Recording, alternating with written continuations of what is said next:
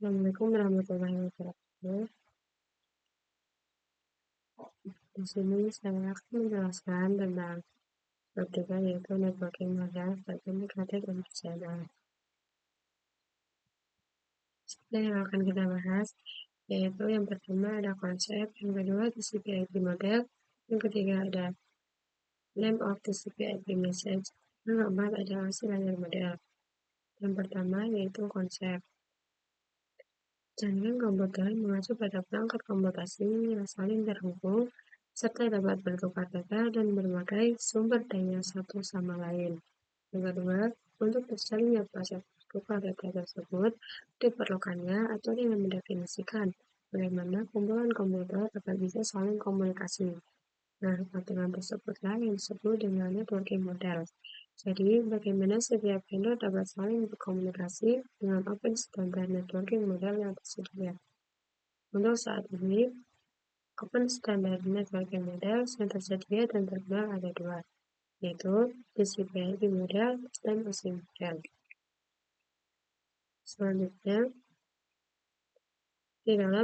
pada tahun 1974, IBM menciptakan sistem arsitektur luar atau SMA. Dan open networking model di sini ada OSI model yang dibuat oleh International Organization for Standardization atau ISO, dan ada TCP/IP model yang dibuat oleh Department of Information. Nah, agar ini antara satu vendor ke vendor lain saling terhubung. Betul, ada TCP/IP model. TCP/IP model merupakan jenis networking model yang saat ini common digunakan atau banyak sering digunakan. Jadi, TCP/IP itu mendefinisikan suatu protokol agar antar komputer, utamanya yang berbeda network, itu bisa saling komunikasi. Jadi, agar antar komputer walaupun berbeda network itu saling berkomunikasi antara satu sama lain. Nah, untuk membantu dalam memahami, setiap networking model itu dipecah menjadi bagian-bagian kecil yang disebut sebagai layer. Jadi bagian-bagian kecil pada networking model itu disebut layer. Secara dokumentasi, TCP/IP model terdiri dari 4 layer. Namun, penerapan dalam real network, TCP/IP lebih mudah untuk dibagi menjadi 5 layer. Sini ada ini sudah diberikan ini diagram bisa dipelajari. Selanjutnya yaitu aplikasi layer. Aplikasi layer berfungsi sebagai antarmuka dengan aplikasi mengatur bagaimana aplikasi yang berpengaruh jaringan dan kemudian membuat pesan berskala. Di antara sumber service dari aplikasi layer itu seperti HTTP, jadi SMTP, IMAP, SSL, dan sebagainya. HTTP itu digunakan ketika kita mengakses suatu web server. Selanjutnya, fungsi dari transport layer adalah menyajikan dan memberikan service ke aplikasi layer atau mentransfer data ke aplikasi layer. Untuk transport layer, terdapat dua protokol yang sering digunakan, yaitu TCP dan UDP. Salah satu mekanisme yang disediakan oleh transport layer, khususnya pada TCP itu adalah error recovery mechanism. Ini contoh TCP error recovery. Selanjutnya ada TCP/IP networking layers. Untuk network layers, ini terdapat satu jumlah yaitu IP, dan IP hanya menyediakan dua fitur yang sangat penting, yaitu addressing dan routing, di mana berfungsi untuk menangani konektivitas dan pemilihan jalur. Setiap perangkat jaringan memerlukan alamat unit di jaringan, address. Address, jadi kalau yang address itu bahwa IP address itu sendiri, yaitu memberikan nama pada perangkat di jaringan komputer. Address itu nama pada jaringan komputer yang akan disambung. Nah, selanjutnya ada routing. Routing yaitu salah satu fitur yang disediakan pada IP di bagian network layer yang bekerja layaknya antar pos. Jadi rute tercepat untuk sampai tujuan.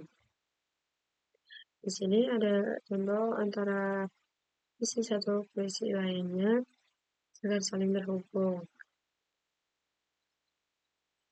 Selanjutnya ada TCP/IP data link layer dan physical layer. Data link layers mendefinisikan protokol yang dibutuhkan pada physical layer.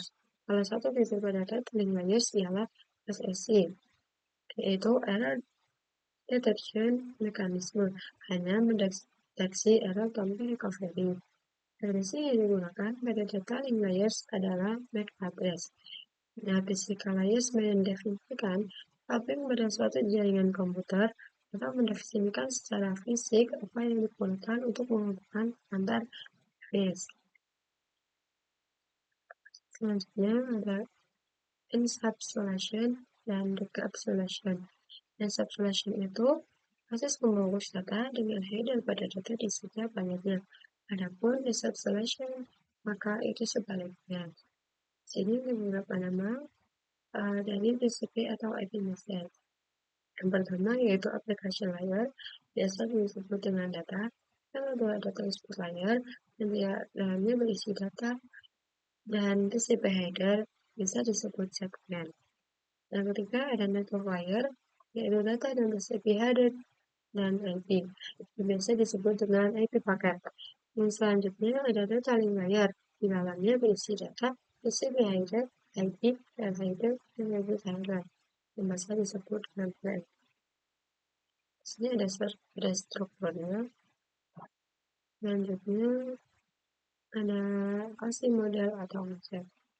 Untuk saat ini, model yang sering digunakan hanya TCP/IP karena dari sisi perkembangan protokolnya atau modelnya, TCP/IP lebih dominan dibanding OSI layar.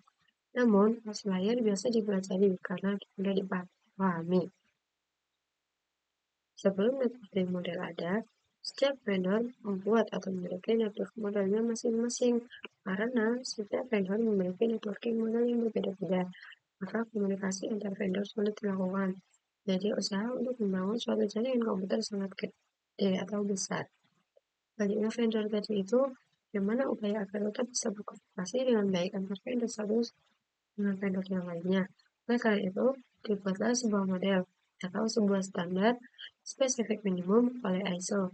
ISO itu International Organization for Standardization pada tahun 1984, yaitu dengan nama OSI, Open System Interconnection, atau bisa juga disebut dengan OSI 7 Layers Model. Selanjutnya ada OSI Model Layers. Nah, terdapat 7 lapisan layers pada model OSI. Yang pertama, application layer. Yang kedua, presentation layer. Yang ketiga, session layer. Yang keempat, transfer layer. Yang kelima, network layer. Yang keenam, data link layer. Dan yang ketujuh, terakhir, physical layer. Sini ada layers layer, yaitu yang berkaitan dengan user interface, data formatting, dan communication session antara 1 sampai 4. Kedua ada over layer, berkaitan dengan bagaimana data itu mengalir. Sini misalnya halaman 5 sampai 10. Jadi kita sudah sedia katanya. Itu saja yang dapat saya sampaikan pada waktu ini. Kalau lebih mohon maaf. Assalamualaikum warahmatullahi wabarakatuh.